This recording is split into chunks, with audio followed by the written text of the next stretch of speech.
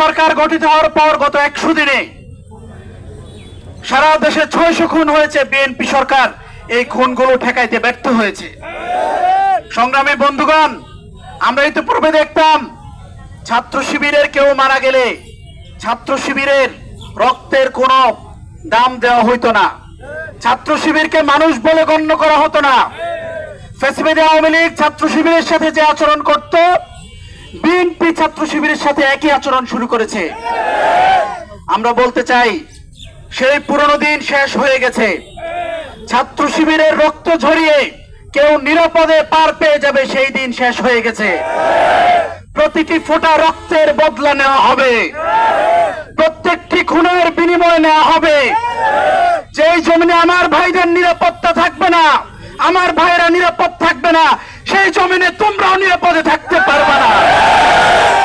অবিলম্বে আমার ভাই সাইফুল্লাহ খুনের বদলা, সাইফুল্লাহ খুনের হত্যাকারীদের গ্রেফতার নিশ্চিত করতে হবে।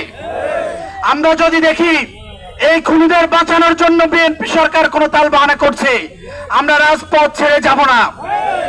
সংগ্রামী গাইবান্ধা জেলাবাসী, আপনাদের কাছে জানতে চাই, আপনারা কি আপনাদের ভাইয়ের রক্তের বদলা নেওয়ার আগ পর্যন্ত রাজপথ ছাড়বেন? আপনারা কি এই বিএনপি মাফিয়া সন্ত্রাসীদের ছেড়ে দেবেন?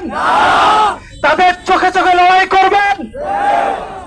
আমরা একটু স্লোগান দিব, নারায়ে তাকবীর, নারায়ে তাকবীর, প্রশ্ন সংগ্রাম, দলিনের রাজপথ, ক্ষমতা না জনতা, দিয়েছি তো রক্ত, রক্তের বন্যায়, রক্তের বন্যায় খুন হয়েছে আমার ভাই, খুনের তোদের রক্ষা নাই, খুন হয়েছে আমার ভাই। বিচার বিচার বিচার চাই, খুনিদের বিচার চাই, বিচার বিচার বিচার চাই। We want justice, we want justice, justice, justice, justice, justice.